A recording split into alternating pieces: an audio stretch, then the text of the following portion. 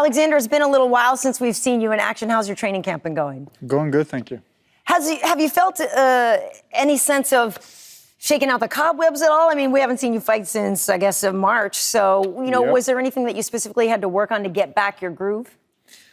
Well, I'm just been staying busy. I've been training all along, trying to develop all my skills and try to be a better overall fighter.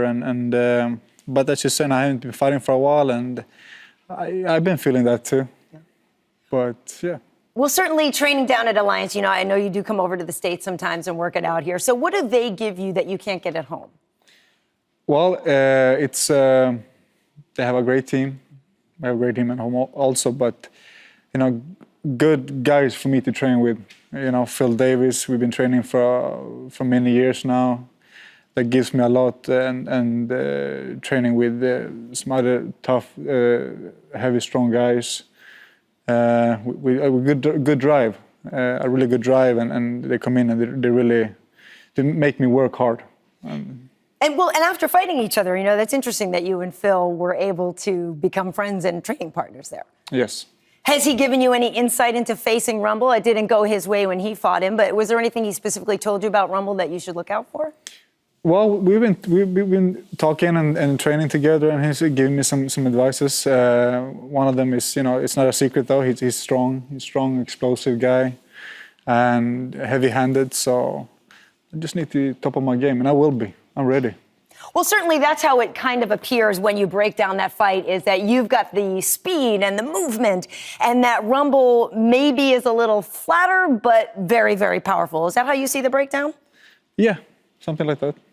And so how do you beat the power then? Well, I just, he can't connect his punches. He has to, he can't land them. Yeah. And he won't either, so I'm too fast for him. So listen, we know that it's been a while since you fought, but it has been especially a long while since you were headlining a fight at home in Sweden. You were supposed to face Gegard Mousasi a while back, and that didn't happen. So how good does it feel for you to finally get this opportunity? Feels very good. I'm super excited. It's a dream for me to fight in Stockholm, in this arena too. It's a huge arena, 30,000 seats. It's going to be packed. It's in 4 a.m. too.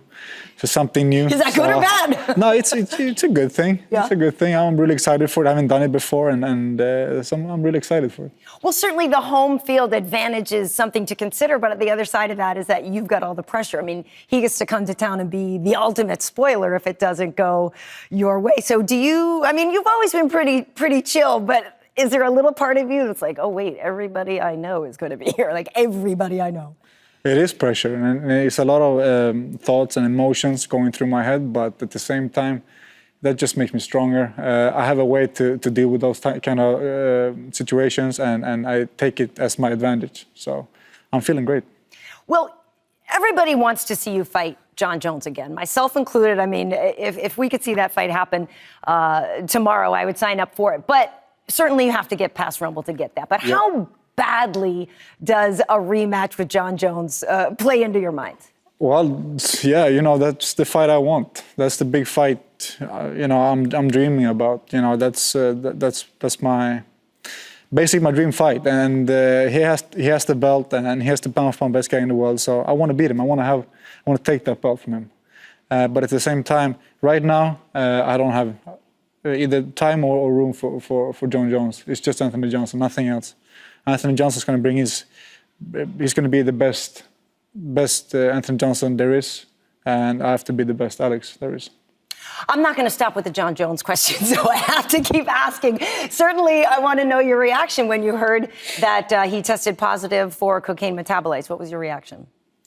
No, I was shocked. I think it's sad. It's sad for him, and and for the sport. Sad how so? That you feel that it's showing some kind of mental disadvantage that he's got? I'm just kind of curious how you mean sad. It's one of those things like, it's something that, you got shocked by hearing it. I don't wish anyone that type of, situation. So that's why it's sad. And he's bad for the sport too. He's the pound-for-pound king. He's the best guy out there. And he just got caught for that. So it's just sad. It is. Although he is the pound-for-pound king, you did tweet that you weren't really that impressed with what he did against Daniel Cormier. Why not? No, because well, he took the fight to DC and he won. You know, he did good. He did good. But I wasn't impressed. I wasn't. You know, I thought I would see much more.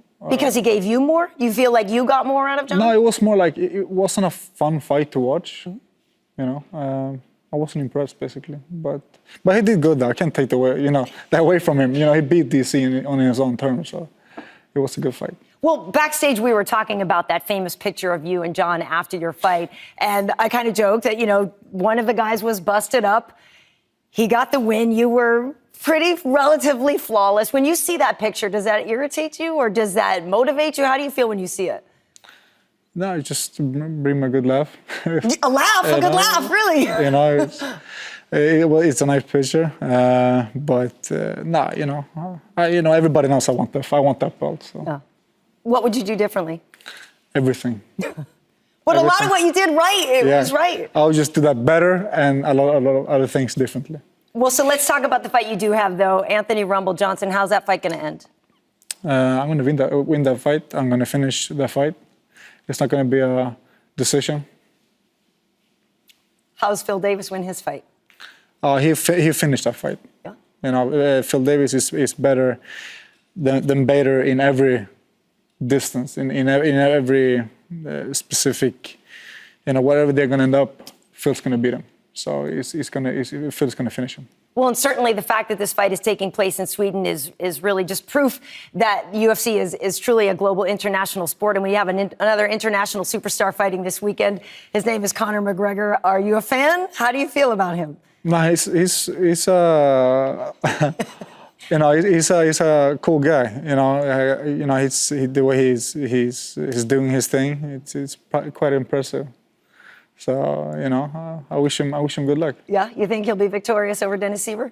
I think he will. I think he will win that fight. I think he will win that fight for sure. And lastly, we're going to have a lot of our crew heading over to Sweden. Is there anything they need to see while they're there besides obviously your fight? Anything they need to see or do while they're in Stockholm?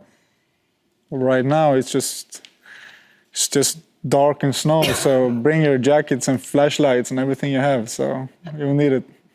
All right. Well, thank you very much, Alexander. It's always great to see you. Best of luck in your fight. Appreciate that.